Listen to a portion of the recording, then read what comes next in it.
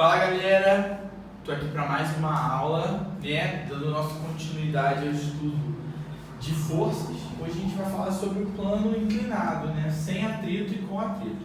Então, o caso do plano inclinado sem atrito, pessoal, qual é a situação? A gente tem aqui um bloco numa superfície inclinada, numa rampa, e a gente sabe que existem duas forças que atuam nesse bloco. Normal, que é sempre perpendicular à superfície, e peso, que aponta sempre para o centro da Terra. Então está aqui o peso, P. Beleza?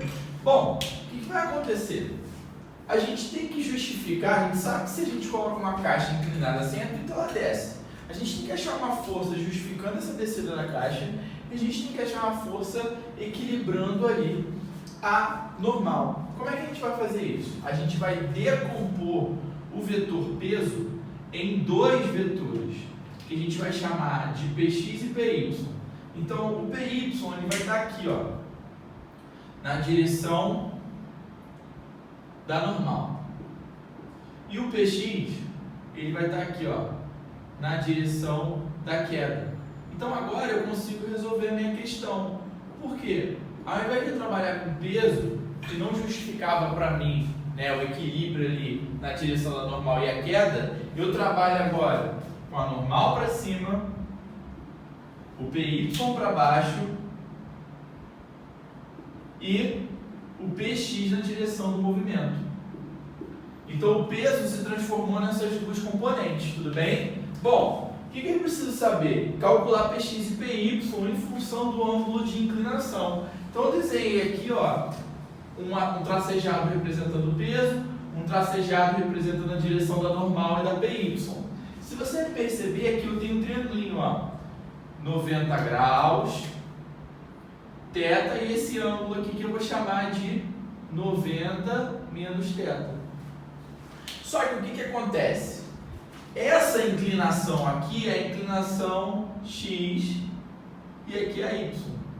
E toda vez que eu tenho x e y, eles formam um ângulo de 90 graus. Então pensa comigo, se esse ângulo todo aqui vale 90 e aqui é 90 menos θ, esse ângulo aqui tem que ser θ.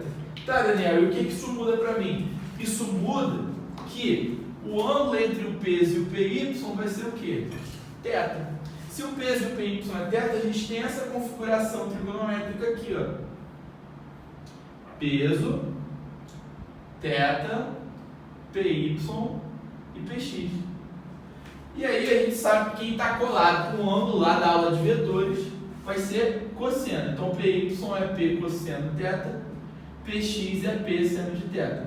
Se você ficar com dúvida aqui, volta lá em Física 1 Vetores e você vai ver lá no final do vídeo como é que a gente chega nessa expressão. Bom, agora o caso sem atrito, ele está dominado. Por quê?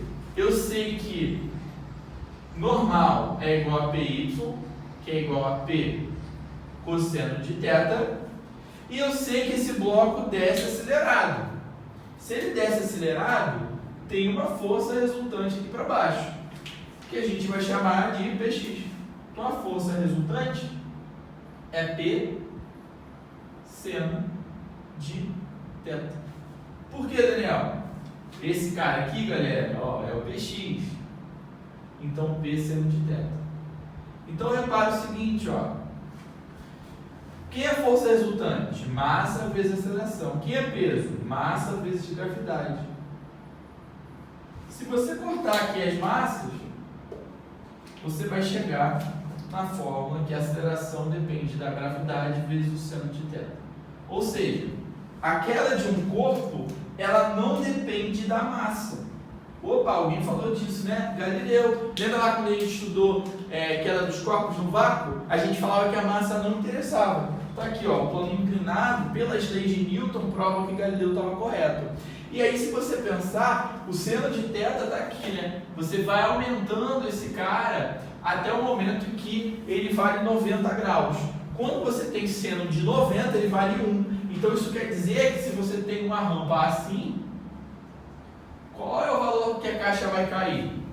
Qual é a aceleração? A igual a G seno de 90. Não sei se a câmera está pegando aí, vou desenhar aqui. Então, a caixa está aqui, então seria A igual a G seno de 90. Ou seja, A igual a G.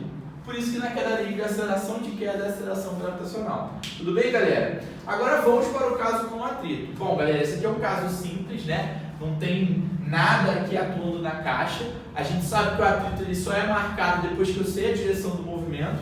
Então o que a gente vai ter aqui é o seguinte, ó.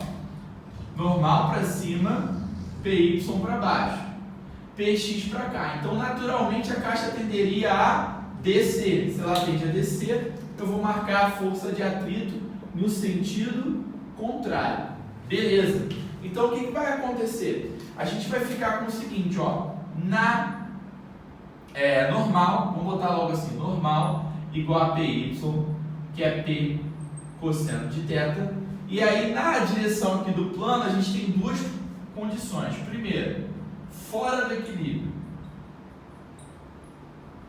Ou seja, a caixa vai cair, beleza? Então a força resultante ela vai ser Px menos a força de atrito. Então vamos reescrever essa equação, galera, ó. Massa vezes aceleração é P seno de θ menos μ vezes normal. Só que quem é normal? P cosseno, que eu vou escrever como mg cosseno θ. Então, ó, massa vezes aceleração é igual a mg seno de θ menos μ mg. Todo mundo tem massa, então eu corto. Então a aceleração ela vai ser g seno de θ menos μ, aqui faltou o cosseno, tá? Faltou o cosseno aqui. μ g cosseno θ. Bom, chegamos aqui na fórmula da aceleração com atrito, tudo bem? Fora do equilíbrio. Então repara que não depende da massa também. Agora, no equilíbrio. No equilíbrio, a força resultante é zero. Então, eu sei que as forças têm que ser iguais. Logo, Px vai ser igual a φ. Aí se liga, ó. P seno de θ é igual a μ vezes normal. Então, P seno de θ é igual a μ vezes P cosseno θ. Corta aqui peso e passa esse cosseno para o outro lado. Seno de θ sobre cosseno de θ é igual ao coeficiente de atrito. Então esse coeficiente de atrito é a tangente de θ. A gente chama esse θ aqui de ângulo crítico. Como assim ângulo crítico? Ele é o maior ângulo que essa superfície pode ter para que o bloco não deslize. Se eu inclinar um pouquinho mais, esse bloco vai descer. Beleza, pessoal? Valeu, galera. Espero ter ajudado vocês. Não deixe de curtir aí o vídeo, comentar e compartilhar com os amigos. E, por favor, se inscreve aí no canal, tá bom? Valeu, um abraço!